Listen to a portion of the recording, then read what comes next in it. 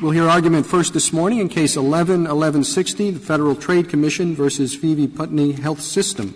Mr. Horwich. Thank you, Mr. Chief Justice, and may it please the Court.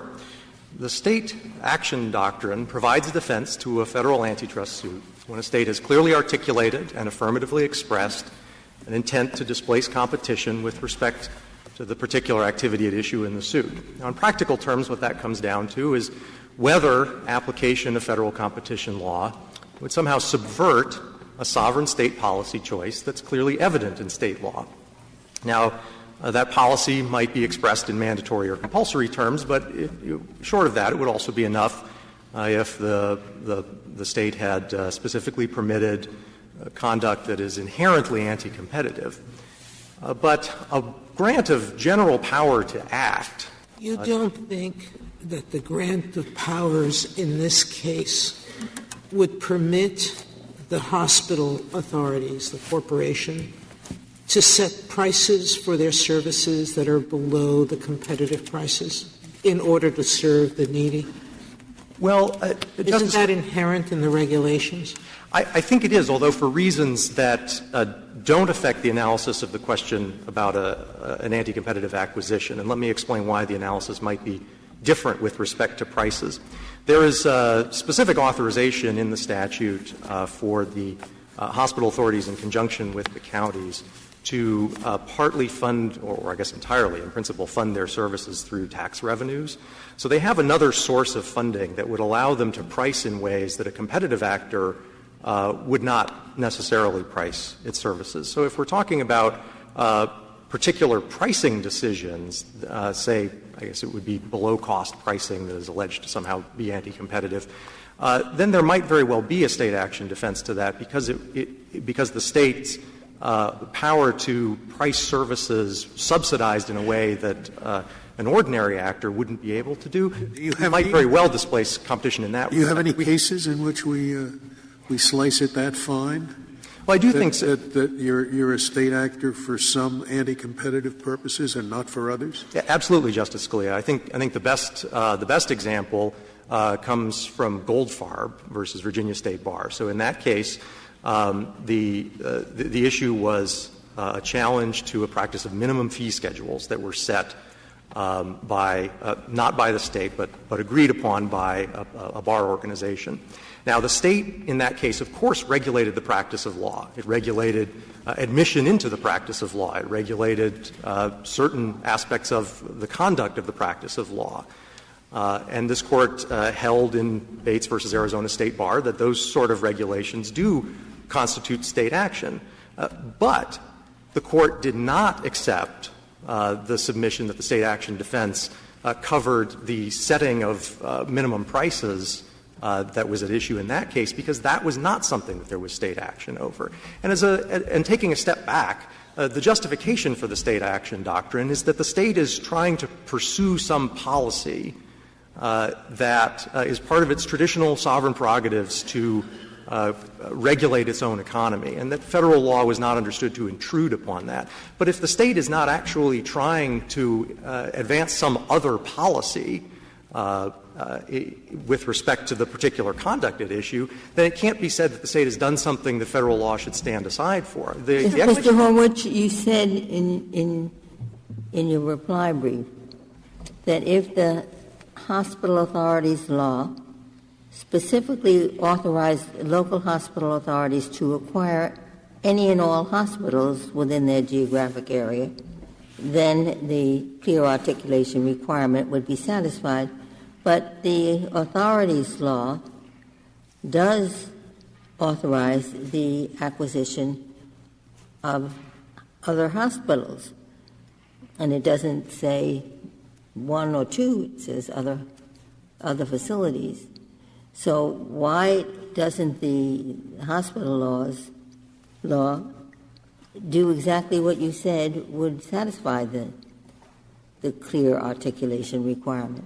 Well, I think the key difference there, Justice Ginsburg, between the hypothetical we offered in the reply brief and the statute here is that the additional words, any and all, make it clear that the state is contemplating that the county might opt for socializing its hospital services, putting all of them under the control of the hospital authority. And by contrast, what we have here is an ordinary corporate power to acquire property. And like all of the ordinary corporate powers that the authority possesses, that resemble those that an ordinary business corporation would have, the most natural understanding of them is that the state expects them to be exercised in conformity with the background principles that bind everybody. So just so I understand your answer to Justice Ginsburg, you're saying there would be a difference if the charter said the authority may acquire any properties to fulfill its mission, and if it said the authority may acquire properties to promote its mission? Well, I think it's probably the hypothetical offered in our reply brief, it's probably the any and all that would, I think, be what communicates the state's Do you think in intention. general saying they may acquire properties doesn't implicitly say they may acquire all properties? It seems no, I don't think it does. Well, but I think in this area it's important for a couple reasons that we actually have some substantial assurance of what the state is trying to do here, and a power to a power to acquire properties, generally speaking, unadorned with any particular expression from the state about how that power is to be used, is something that can be used competitively or anti-competitively, and you can't infer from that the state really has an objective of, as I say, essentially socializing its hospital services, because and that clarity of expression from the state is really important here for several reasons. First of all, this is an odd rule to begin with in that it allows state law to displace federal law. So we would want some clarity. I assume that a normal corporate charter contains such a provision, the authority to acquire property, right? Yeah, it absolutely does. And we don't read that charter is issued by the state, right? It is issued by the state. And we don't think that enables all corporations to ignore the Sherman Act, do we? No, we don't. And we don't generally think that those corporate powers express an intent to displace any other background principle. If I could give some examples, maybe we could look at some. Could I just, before you give examples, just make sure I understand your basic position? Suppose the state had said very clearly that these hospital authorities had the power to engage in acquisitions of hospitals that, for a normal actor, would violate the antitrust laws. But basically said the hospital authorities had the discretion to do that or not. And the state didn't know. The hospital authority might do it, but it also might not do it. That would be subject to the immunity. Is that correct? I think the defense would be available if the beginning of your hypothetical was kind of quoting the statute. It's a clear grant of authority, but the authority is completely discretionary. So the state is basically saying, we don't know, we're going to let the hospital authority figure it out. Well, it's certainly the hospital authority can figure out, but what it's figuring out is whether to actually invoke a displacement of competition that the state has expressly put on the table. And that's what's different in this case. What I'm trying to get at is the state has put it on the table only as a completely discretionary action. The state has not expressed a preference for it. The state has only said that the hospital authority can think about conditions on the ground in its particular locality and can decide whether such an anti-competitive acquisition is appropriate. Yes, that's fine. We don't have any quarrel with states setting up a clear set of tools, some of which, in your example, might inherently displace competition, so all this and having it exercised actually at a local level. That's fine. So all this language in your brief about necessarily and inherently and compelled, all of those things really are not part of your governing test. No, I disagree with that. The reason they're part of our governing test is this, is that a state can certainly give a menu of specific options that substate entities can select from. And it might be that some of those are, in fact, not anti-competitive. Let me give you an example from this Court's cases. Southern motor carriers involved the submission by motor carriers of their rates to a public service commission that was that would accept them as filed rates. Now, the states, some of the states there said, well, you could file them individually or you can file them jointly. And we don't necessarily have a preference one way or the other for it. But the fact that the states had said you can file them jointly, which is a horizontal agreement among competitors and sure looks anti-competitive, the fact that the state had said that and put that option on the table qualified as a clear articulation from the state that it intended the displacement of competition to occur if that specific option was chosen. The difference here is that if you're willing to say, in a case like what we have here with the statute that confers a power that is entirely neutral as to how it could be exercised, you have the problem of not really knowing what the state would intend, and so you can't say that the state clearly intended that there be displacement of competition. What about the next line that they give is they give to the hospital authority the power to acquire and operate projects and the power to form and operate one or more networks of hospitals, physicians, and other health care providers. Now, as I read that, it certainly includes the rather specific power of acquiring a hospital. And having read that, not just something you might see in General Motors' charter, that's the language of the grant of power. Now, I want to know what you want us to do, because in my mind, if reading this, it's a statute that provides for regulation, price regulation of hospitals. And you say, and I have no doubt, you thought of one way in which that could be. I can think of 100, that you could have prices that are different from those set by a free market. So I have no doubt that I start there. And now, what is it? I go back to Justice Scalia's original question. What is it you want us to say? Even though this statute is immune, does grant immunity from attack on a basis of cost and price regulation, it is not immune in respect to mergers. Well, I can unfortunately think of about 50 examples where a merger might be anti-competitive, and yet it would lead to lower prices. And a Department of Justice might attack it. But this statute, and that's what's bothering me, seems to want to further that kind of thing. Well, that's where I am, and I'm not at all decided. Sure. Well, I guess I would first point out that price competition is not the be-all and end-all of anti-competitive consequences. Yeah, I right? think I know that. I mean, we have this concern. Obviously, we have a concern here that without and this is detailed very clearly in the complaint. I mean, I think starting with paragraph 8 that talks about some of the pricing constraints, but you get on to the later paragraphs of the complaint, you have all these descriptions of loss of quality competition here. So you have you're not a question, I guess. You have to take as a given that even though what you say is true, I would find that this statute clearly prohibits the application of the antitrust laws to pricing decisions. That's the job of the authority. Now, if I start with that, then you'll say, okay, I have to decide against you. Or you might say, even so, I win because mergers are different. Now, that's what I'm trying to get you to. Yes, and I guess that is what I'm trying to say is that mergers are different because the challenged anti-competitive act here is not a pricing decision by the hospitals. I want to ask you, why are they different?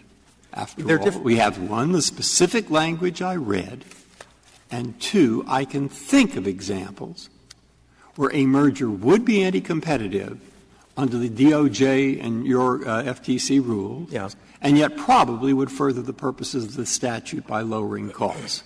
Well, you think that's the null set? I don't. No, I don't know whether that is. I don't know whether that is true or not. But I think we're relying on the more. I think you can't simply start with the idea that you can't start with the premise that this act exists to pursue an objective and to pursue it at any cost, without regard to whether it displaces competition in the market for paid health care services, without regard to whether it displaces competition for quality among these hospitals. I mean, on that logic, and I think it might help to look at some of the other powers here. If you go to the back of the government's brief on page 6A, the authority has the power to make and execute contracts. Well, I don't think that implies a privilege to enter price-fixing contracts. That's part of the background principles of antitrust law. I also don't think it implies the power to enter contracts against public policy. A state presumably doesn't wish to abandon that background principle simply because it wants the authority to pursue its mission. Well, you've already told us that they can be state action for some purposes and not others. Exactly. So the fact that you have examples where you might conclude, no, they didn't mean to do that, doesn't seem to categorically suggest that you prevail with respect to another one of the powers that are granted. No, I agree with that it doesn't categorically, but it does seem to me that if we're looking through this list of powers that the hospital authority has, there's not anything meaningfully different about the power to acquire property versus make contracts versus, as Justice Scalia said, any other powers that exist in a general corporation's business charter.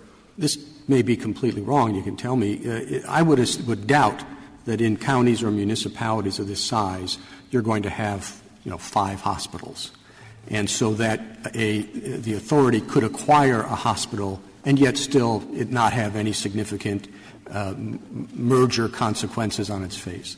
In other words, when this law was passed, giving them the power to acquire hospitals, wasn't it the case that there would likely be only one other hospital or two, so that any acquisition of another hospital would have the merger consequences that this one had? Well, no, because I think the baseline when the statute was enacted was that the hospital authorities didn't even exist.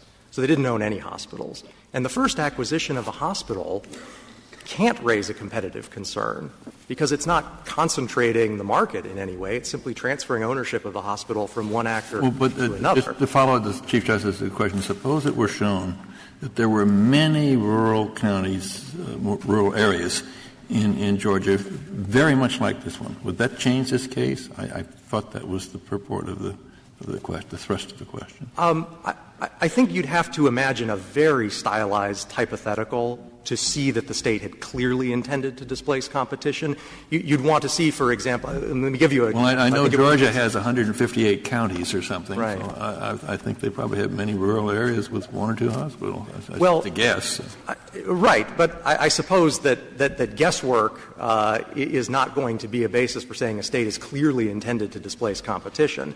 The situation in which I think you might recognize it is if the hospital authorities were already in existence, but they all each owned a hospital, but they had never had the power to acquire a hospital. And you knew that they were all that each of them had their neighboring competitor. And then the legislature comes in and says, we'd like you now to actually be able to acquire additional hospitals. I mean, the power here is not the power to acquire additional hospitals. But if the legislature had said, we have the power to acquire additional hospitals, and we know you already have one, and we know that the one you're going to acquire is going to be your neighbor, and we know there's not lots of hospitals out there, then you might say that, yes, the clear implication of that is that that's going... What does the words mean, to form and operate one or more major networks of hospitals? Well, I think the network... Which follow the words, to acquire and operate projects defined to include hospitals. So what about those words? Why aren't they good enough? Well, I guess I'm not sure where Your Honor is looking. They aren't actually — they don't follow themselves in the statute. But I'm looking at Section 31 — well, where are we? 31-7-75 Right. And so I think what you're referring to is number 27 on the list. And I think in the healthcare industry, the idea of forming a network is not the idea of socializing all of the available resources under government control. A network is an integrated system where you can go to the hospital for your emergency care and they can refer you to an outpatient clinic that they have somewhere else, and there's a physician who has an arrangement with both of those who can track your care, and you can go acquire your durable medical equipment from some store they operate. That's what a network is. That's a vertical network is tying products. Yes, exactly right. That's a tying situation. This is a merger within one relevant market, and that's what's different. So I don't think this falls within the words to acquire and operate projects. It does, but it does. But there's nothing about acquiring a project that is inherently anti-competitive. Acquisitions are not always anti-competitive. I guess that just adds on to the issues that we have a price-fixing mechanism, we have a tying mechanism that's expressed. So what's left after that? Just this? Well, mergers and acquisitions? Well, no, I think generally horizontal agreements. I think so the contracting power doesn't allow the hospital authority to go. I don't think the hospital here could any more merge with Palmyra than it could go enter into a contract with Palmyra that says, hey, we're going to fix the prices that we. They can't. In other words, the two hospitals in the town, when they say the price here, you shall see that the price is not higher than 38 cents whatever. And would you please get together and be certain that you have similar terms and that you have similar agreements and similar prices there? We don't want either to be higher. You would then proceed against them for that? Absolutely, Your Honor. This statute, if you take a step back. Would you also do the same if an electricity regulator in any state or a local telephone regulator, no, Your Honor, I think that's pipeline regulator, what they did is the same thing. They said our prices are, and you're to file tariffs, and the tariffs are to be reached after you go meet in committee, and that would also fall within the antitrust laws? No, I think those would likely be very different. I want to be clear about the point. The point of this law is to grant counties the opportunity to participate in this market by providing care to indigents. This is not a law about public utility regulation. If you think that this is a law about public utility regulation, that all hospitals are supposed to be that the state intends counties to be able to elect to put all hospitals under their control and manage them as such and manage them in the way that a public service commission would regulate all of the utilities. Well, the language is awfully similar to what you find in public utilities statutes to set reasonable rates to be certain that nobody's higher than a reasonable rate. Well, the authority does not have the power to establish — Justice Breyer, the authority does not have the power to establish rates at private hospitals. And that would be a signal difference between the authority's power in this case and the power of a public service regulator over a utility. It means to establish rates and charges for the services and use of the facilities of the authority. The facilities of the authority, yes, but not other hospitals within the jurisdiction. It's only the hospitals that the authority itself is operating. And so I guess we also have here. I want to be clear that in all of this discussion, we're operating on the premise that it's actually the authority itself that is operating the hospital. Of course, that's not what this case is. Could you define necessity as you use it? I'm hearkening back to Justice Kagan. We have plenty of cases that say you don't need to find out whether the exemption is necessary to make the program work.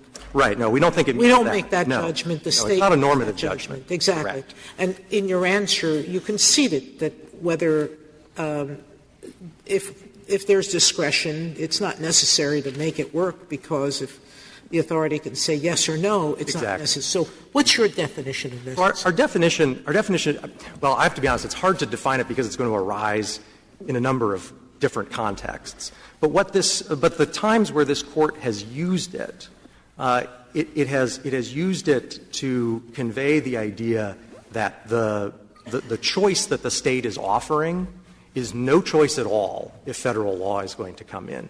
That Federal law would just negate the choice. So to be concrete about this, in Halley, for example, the choice that the State provided at the end of kind of a complicated line of statutory rules about how cities do or don't have to provide their sewage treatments to their neighbors. At the end of the day, the city had a choice to say, fine, we will give you sewage treatment services, but you have to be annexed to us and take the other things that come with annexation to the city. Now, if that choice is anti-competitive, it's going to be taken away by Federal law. And the choice that the State has tried to offer is no choice at all. It's going to be negated, and the only choice left for the city in Halley is going to be to opt to just relent and give it sewage treatment. If a state legislature articulates clearly and expresses affirmatively that it wants municipalities to share the state's antitrust immunity, is that sufficient, or is there a degree of specificity that's necessary as to the particular anti-competitive conduct that the state wants to cover? Well, I think in your hypothetical we're imagining kind of a municipality enabling act that just has, a section in it that says municipalities shall enjoy the state's exemption. Well, Georgia does seem to have such a statute. Yeah. So that's not a clear articulation problem, because it's plenty clear what the state's trying to do. There might be what I would call an affirmative expression problem there, because simply saying that the state doesn't want the antitrust laws to apply, that's not the basis in federalism for the state action doctrine. The basis in federalism is that the state has made some affirmative choice that it wants to accomplish something else, and that it's offered some principle on which the sub-state actors can act to serve the state's policy interest. And so I think you might have to hesitate in a case like that to say, well, if the state is just passing out indulgences to get out of federal competition law, that may not be something that substantively federal law will stand aside for. Well, I don't want to take up your rebuttal time, but I don't see how that's consistent with your answer to Justice Kagan about a grant of discretionary authority. Well, I was assuming in Justice Kagan's hypothetical that we had some of the other things going on here that manifested a particular objective that the state was trying to pursue. So sort of the state trying to pursue municipal governance doesn't seem to me to be enough of an affirmative state policy to say that works. So I think that would distinguish the two. And if I could reserve. Thank you. Thank you, counsel.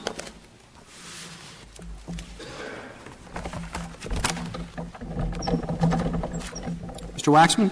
Mr. Chief Justice, and may it please the Court.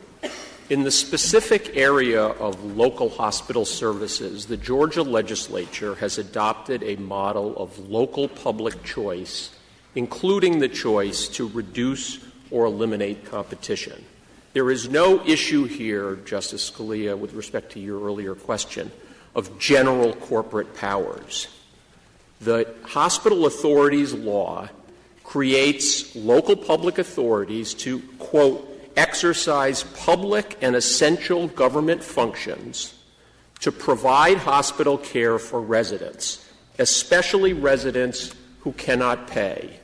It empowers authorities to acquire projects, plural, specifically including each authority the ability to acquire hospitals, plural, but with limitations. It has to be within a very confined geographic and demographic jurisdiction.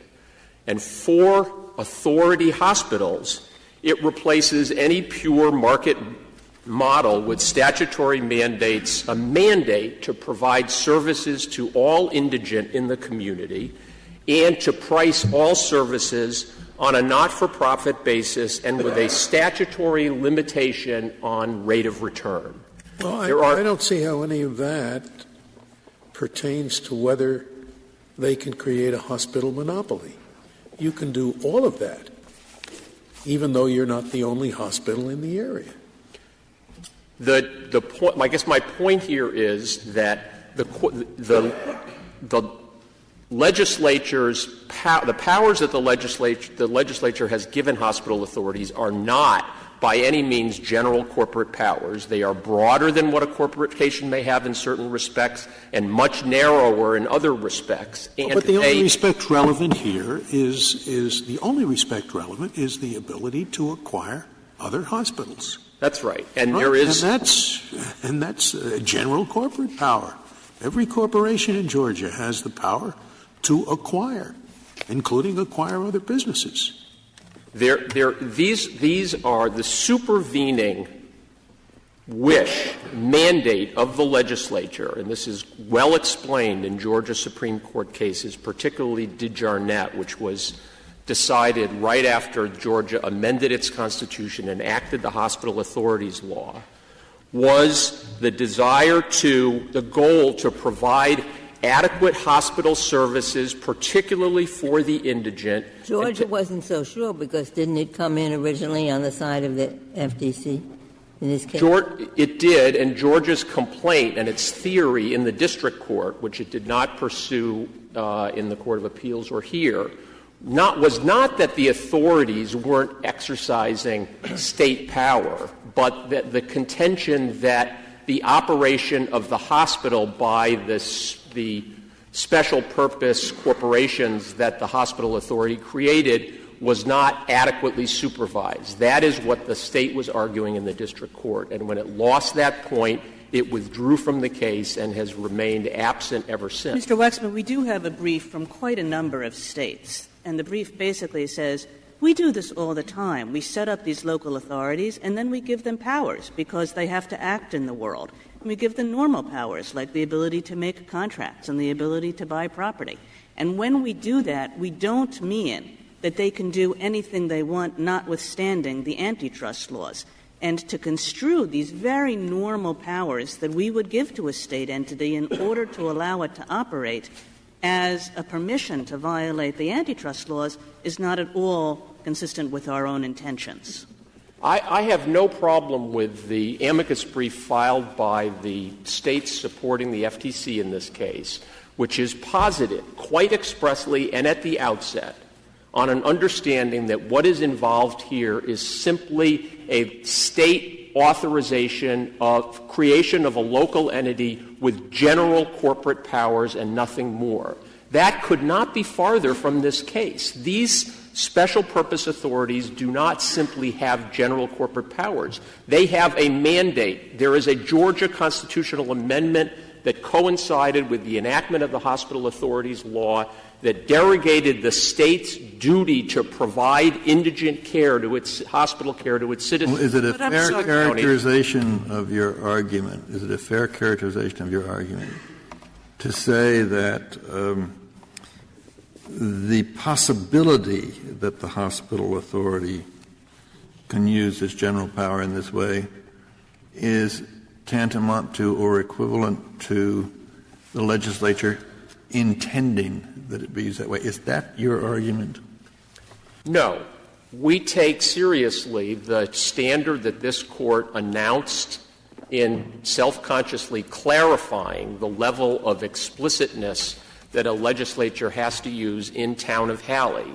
This Court said, the Court asked whether, quote, suppression of competition was a foreseeable result of what the state legislature authorized, and it derived that formulation expressly from its earlier decision in City of Lafayette, which explained that a, quote, adequate state mandate exists when it can reasonably be inferred, quote, from the authority given a local entity to operate in a given area that the legislature contemplated the kind of action complained of. In other words, as I understand this Court's test, whether what was done by the hospital authority or any sub-state entity was foreseeable by a reasonable legislator, which in this case is that was it foreseeable that in pursuing the state-imposed mandate to serve the indigent in a confined jurisdiction, especially in rural counties which abound in Georgia, a hospital authority might require market power or even a public service monopoly, because that is the natural way to acquit the statutory mandate. There's a problem here, which is I understand the public mandate to serve the indigent, but you're asking us to take this a step further. You're elevating that public mandate to a public command that serving the indigent has to override the needs of the majority in terms of price competition. No, I don't. And that step, that further step, that the state intended to immunize the monopoly power is the step we're trying to find in this grant. And that's what I don't see. I see the compulsion to serve the needy. Mm-hmm. I hear that much of Georgia is rural, but your adversary says in most instances there's only one hospital. So the municipalities taking it over is not going to be a merger issue. To the extent that they step in and take over one of two hospitals, there's no merger issue because it's only substituting one owner for another. This situation, they claim, is a rarity, where there are only 2 or 3 providers and a hospital is going to and a municipality is going to then get monopoly power by an acquisition. So, Justice Sotomayor, as to your first point, our position is not that the only mandate is to serve the indigent. The actual mandate in the Constitution and the hospital authorities law is to provide hospital services for all residents with a particular note to the obligation to serve indigent clients. Second of all, we are not here I don't know where the government is coming up with its speculation that out of Georgia's, I think it's 154 counties for a population of 10 million people, it is the rare instance in which there will be anything other than just one or, a multiplicity of hospitals. I mean, the Federal Trade Commission's guidelines for market concentration is anything up to 4 or fewer participants. The notion that the legislature in 1941 was providing the express authority to acquire multiple hospitals in a single municipality or county was focused only on huge metropolises, of which there was only one, or on counties that were so small that they couldn't otherwise even attempt to support more than one hospital, is just fanciful. It's made up. Mr. Waxman, could I understand where you think this express approval is coming from? Because you said general corporate powers is not enough. So the general ability to buy property, you said, is insufficient. Then you have this idea of they have a mission. But the mission can be accomplished in all kinds of ways that are perfectly consistent with the antitrust laws. So that doesn't seem to get you all that far.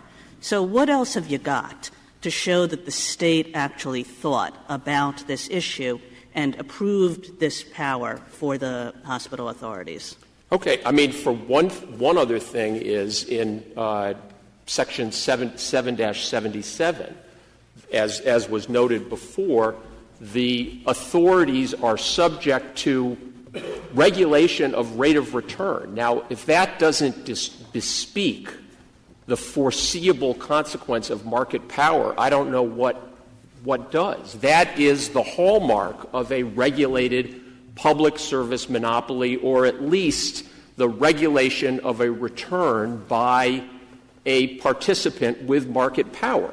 The other thing that exists, and the government poo-poos this as somehow not part of the hospital authorities law, is that the Georgia state legislature has this law was enacted in the backdrop of other laws in which Georgia has quite deliberately displaced, quote, unfettered private market competition.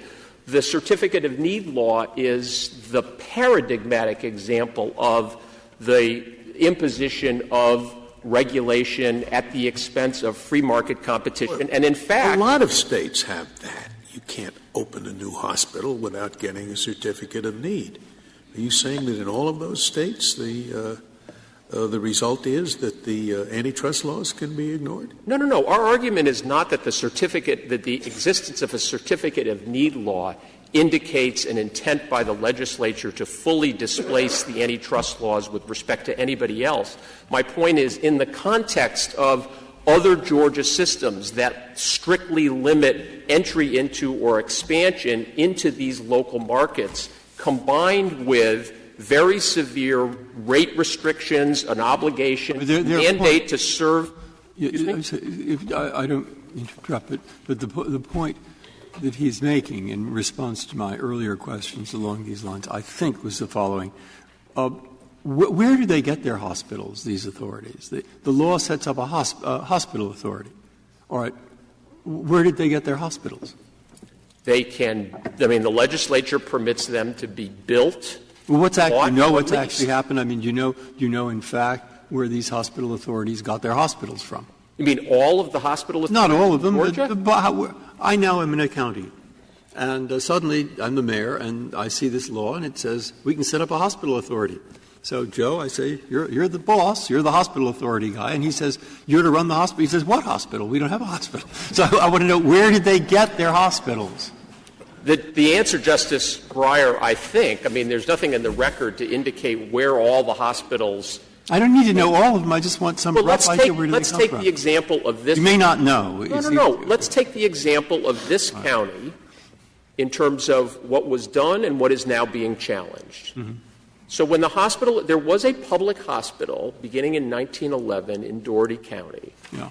When the state constitution was amended to impose on counties the state's obligation to provide adequate hospitalization care, it enacted the hospital authority law for counties that chose to make use of that device in order to acquit their public service mandate. And Dougherty County did soon thereafter establish an authority, and the assets, all of the assets and all of the operations of the existing hospital were transferred. There was a natural monopoly in that county. Then he says this. What does he say? He says, I've been thinking of it the wrong way. I've been thinking of it like the California State Public Utilities Commission. They regulate all the electricity producers. That isn't this. Right. These were a group of people that ran some hospitals, some municipal hospitals. And now they can acquire not just general. I agree with you. It isn't just general. They have a lot of power there to acquire other hospitals from outside the system. But when they do that, there's no reason to think that that gives them the power to acquire it where it's anti-competitive.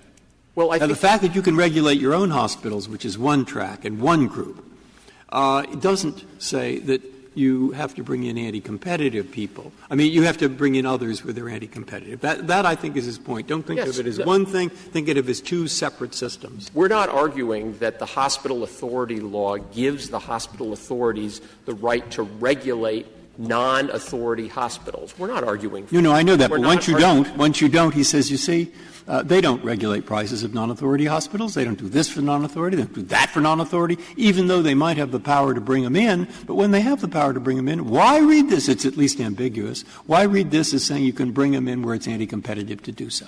I mean, this doesn't say you can bring them in where it's anti-competitive to do so. That's their any and all hypothetical. And this Court has never required, for good reason, express authority. That was the whole point of City of Halley and City of Lafayette, Town of Halley and City of Lafayette. The point here is, okay, so they created a hospital authority. It ran a public hospital. It was a natural monopoly. The county grew. A private hospital developed. The public hospital, which is serving more than 10 times the number of indigent patients than the private hospital, which is very underused. The county hospital has been the hospital authority has been saying for years and years and years, we need more capacity. We need more capacity. In order to accomplish our mission, there are two ways to do it. We can only operate in this confine. We can build a new hospital, and here's what it would cost, and here's what we would get, and we would, by the way, have to satisfy the state authorities that we are entitled to a certificate of need in a context in which the private hospital is severely underutilized. Or we can talk with the private hospital about whether they would like to be acquired. And the record shows that they did that for many, many years, even before the Phoebe Putney entities were created. I'm showing my ignorance. Would this merger be subject to the rule of reason? You mean if we were not to find state immunity, would the merger be subject to the rule of reason?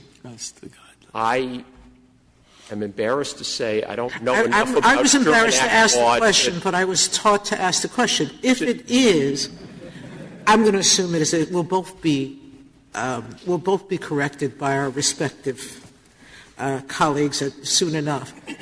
But if probably me sooner than you. That's likely. But my question is really more fundamental, which is, yes, I understand that you have a great defense, potentially, to a rule of reason challenge, that there was necessity in its truest sense, in its economic sense in this situation. So why should we undo our decades of writings that say that we should construe immunity narrowly and not broadly when it comes to displacing our antitrust laws? Because the point of state action immunity, which is respect for the sovereign choices of sovereign states,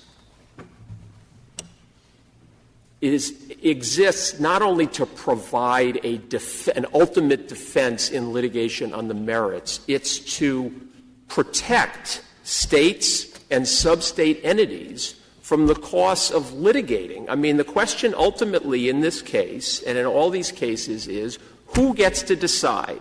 Who gets to decide if this is reasonable or not? Well, is it the Federal Trade Commission that comes in and files a lawsuit for this poor hospital authority? I mean, that's right. It is about choices, but the question is whether the state has made a choice, and that's what all these cases are about. Right. Are trying to find whether the state has made a choice as to this kind of conduct. Right. So now we have your corporate powers aren't enough, your general mission isn't enough. You said a certificate of need, but a certificate of need, it isn't even given out by this authority. It's something that has nothing to do with the powers of this authority. Then you said there's some kind of price regulation that happens as to the hospitals that the authority owns, but not with respect to other hospitals. So I guess I'm still looking for the things that show that the state has made a choice, that it wants these hospital authorities to be able to make anti-competitive purchases. Where do I find that? I may not be able to convince you, but let me take another run. I think it's the combination, because as this Court has expressed repeatedly, one has to look at the specific power granted, which here is the power to acquire hospitals within a very circumscribed jurisdiction, in the context of the law as a whole. The context of the law as a whole here, and I hope this works for the Court, but if it doesn't, perhaps I'm wrong. It certainly makes this a stronger case than Halley. Here we have a law that says counties have the obligation now, unlike the state, to provide adequate hospitalization services. They will exercise. What they do is deemed to exercise public and essential government functions within strictly limited areas, and they have the power to acquire hospitals in those areas subject to very strict rate of return regulations and very, very strict conditions on how they operate those hospitals, including the power to lease to an operator in order to serve the public mission. And they do that against a backdrop of a series of they have eminent domain power. They can take another hospital if it is essential to fulfill their mission. Mr. West, this in a backdrop of a state that has, notwithstanding the advocacy of the Federal Trade Commission, has repeatedly strengthened rather than abrogated a certificate of need law that Mr. Waxman, you are essentially interpreting the Georgia statute that sets up the hospital authority, and you're saying this is how we read it. We start with the antitrust exemption is for the state, not subdivisions.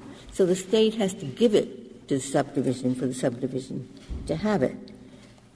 Could the federal court have said, we'd like to know what the Georgia legislature, what the Georgia authorities think this statute means?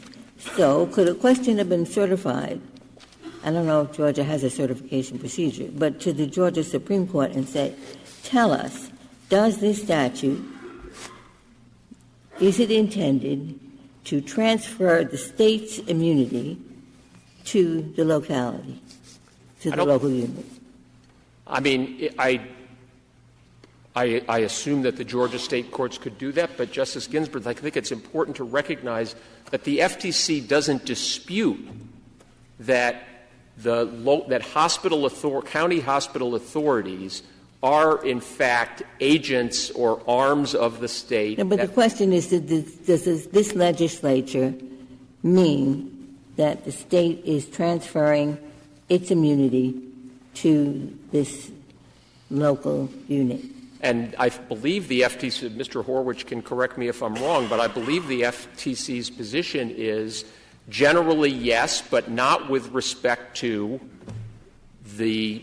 what is alleged to be a merger to monopoly. And the question in this case is whether or not the acts under this law and applying the foreseeable result standard, whether the acts of the hospital authority in this case in approving and acquiring the second hospital are fairly attributable to the state. And if I Mr. Waxman, if you don't want to be interrupted, you have to pause between sentences. I was taking a cue from Your Honor in the last argument. That's right. You've given an appealing example of a small county that has one hospital, and this operation purchases that one hospital. Seems nothing wrong with that, although, as Justice Sotomayor suggests, I doubt whether the FTC would be pursuing a situation in which there is a natural monopoly. It's a question of whether the monopoly be owned by the state or not. But your argument, if we follow it, embraces a quite different situation. A very large county which has 5 hospitals that are competing vigorously in price, in specialties. They advertise on the radio, as some hospitals do. And what you're saying is that this operation can take over all of those hospitals and eliminate all of that competition. Isn't that so? Well, for purposes of federal antitrust law, yes, but for purposes of state law, almost certainly no. And the point here is, and that is the point here, the point is that Georgia, either through both private suits and actions authorized by its Attorney General, can take steps in order to restrain hospital authorities from doing what they can. And in fact, we have no idea whether they're willing to do that. No, yes, we do. And we have a federal antitrust law. We absolutely do, Justice Scalia. There is a solid line of cases in which the Georgia Supreme Court has quite rigorously enforced the limitations of the hospital authority law in order to prevent hospital authorities from doing things that it says the legislature didn't intend. The Tift County case is the best example, but there are others cited in our brief. Could you say that? Why didn't it intend this? I don't understand. You've told us that they did intend this, that they did intend to displace competition. Yes. And now you say, but Georgia will say, oh, no, they didn't intend to displace competition. No. Which is it? My point is that with respect to your hypothetical, whether the hospital authority of Fulton County, and I believe there's more than one hospital authority in Fulton County, and they are authorized to merge in any event, but could they acquire by purchase or eminent domain all of the hospitals in metropolitan Atlanta to do so? And my point is that for purposes of federal antitrust law, the answer is you are out.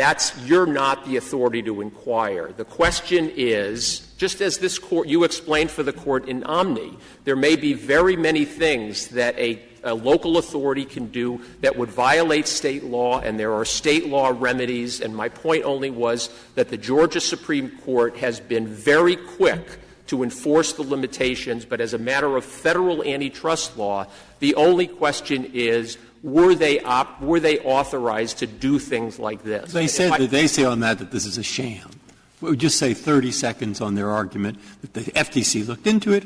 These people have never regulated anything. They've never looked at any price anywhere. They've never done a single thing. It's a sham, and therefore that's the end of it. What about that? Okay. If I can just finish my answer to Justice, I have one other point to make to Justice Kagan, who's asked it twice.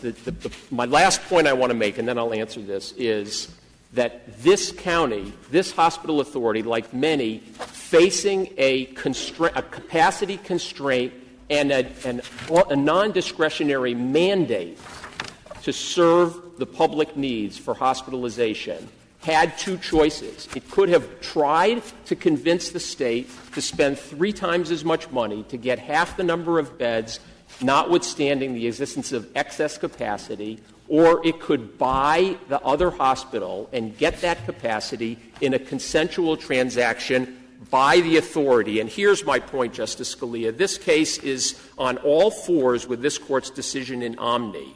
The notion that this may have long been desired by this special purpose entity is totally irrelevant. This acquisition was proposed to, considered by, and approved by the hospital authority, and not only that, when the FTC came and complained about it, they reconvened another public meeting and discussed it again and came to the conclusion again that they wanted to acquire this hospital. And before they signed the lease, they issued a notice and comment period. There was 3 months for people to tell the authority whether this lease was or was not consistent with community interests. They had a public meeting and they approved it. And that is the act of the state. Can the state, does the state have a procedure where it can give real-time approval? In other words, this is going on and the hospital authority says, boy, the FTC is sending us these letters. State, could you do something to show that you approve this transaction? Whether it's a special law or there's some organization, I guess in some other case, set up that could give its approval? I mean, this is the hospital authority's law says, counties, this is your responsibility. Here are your powers. If anybody in the state or any competitor or the Attorney General thinks that you are abusing those statutory powers, the courts are open and quite receptive to those concerns. But no, I know. I guess my point is, can the burden of going forward be switched the other way? And can this hospital authority say, to the state, we'd like some blessing on this so that we can go ahead with it?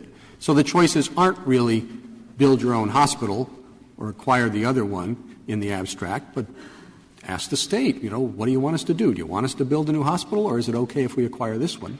I don't believe there is any such mechanism, and I believe that the state, the legislature, didn't contemplate anything like that because the mandate and the responsibility and the authorization was devolved to the counties. Now, Mr. Chief Justice, what the hospital authority could do and did do, although it's not in the record of this case, is evaluate the likelihood of getting a certificate of need to build the additional required facilities. Thank you, counsel. Mr. Horwich, you have 4 minutes remaining. Thank you. I guess I heard several members of the Court asking Mr. Waxman specifically, where do you find this? Where can you locate this intent to displace competition in a statute? And I'd like to just run through, if I could, each of his answers and why I think they're insufficient. So the first one, of course, we've talked a lot about the existence of general corporate powers, but the most natural inference there is that the state expects those to be exercised in conformity with the background principles that anybody else who has general powers has. Now, the idea that the authority has a mandate, a purpose it's supposed to serve, of course, that's always true. States always have some purpose in mind when they set up some sub-state entity. The question isn't whether there's particular ends the state is trying to pursue. The question here is whether the state intended to pursue those ends through the particular means of displacing competition, here displacing competition in the market for paid health care services. And see, Mr. Waxman also pointed to the rate of return provision in the statute. Now, as a sort of a threshold matter, past his prologue, there's not any reason to think that that will be rigorously enforced with respect to the privately controlled operations here. And that's sort of the second question presented, and we can set that aside for the moment, I guess. But it seems to me there are two far more natural explanations for the presence of the rate of return provision in the statute than the one Mr. Waxman would like you to give to it. The first explanation is this is a statute about providing public care for indigents. Nobody should be making a profit off of that, and the state wants to say that. And that seems to be a very natural explanation that doesn't depend at all on the state intending to displace competition completely. The rate, the price regulation provision also can be naturally understood as a response to the recognition that there will be some de facto monopolies in the situation where there's only one hospital in the county. But it doesn't mean that the state wants there to be more monopolies so that it can bring in the unfortunate medicine of rate regulation to respond to those. Presumably, the state intends, as is the accepted background principle of free market competition in this country, that there won't be monopolies unless they arise of necessity. Counsel, can I interrupt you just a moment to address a question raised by Justice Breyer, which is your alternative argument? Yeah. You have lots of evidence that the authority does very little oversight of these hospitals when they move forward.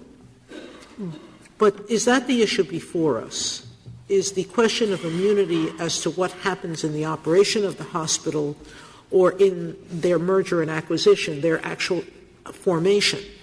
And so that to the extent that we were to conclude that the state has delegated immunity on the basis of merger, why do we need to look any further at whether there has or has not been an appropriate degree of supervision of that decision? Right. Well, I don't think the two are entirely separable as a matter of competition law, because the reason competition law is concerned with mergers is not because of the transaction as such, but it's because of what it does going forward to the structure of the market and the competitive behavior of those in the market.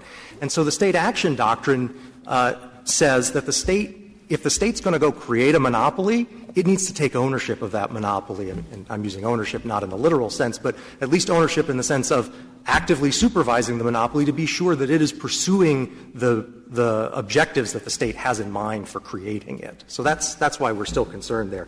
Mr. Waxman referred to the certificate of need law. I think there's a very close analogy to be drawn to Goldfarb here. That's the question of minimum fee schedules agreed to by lawyers.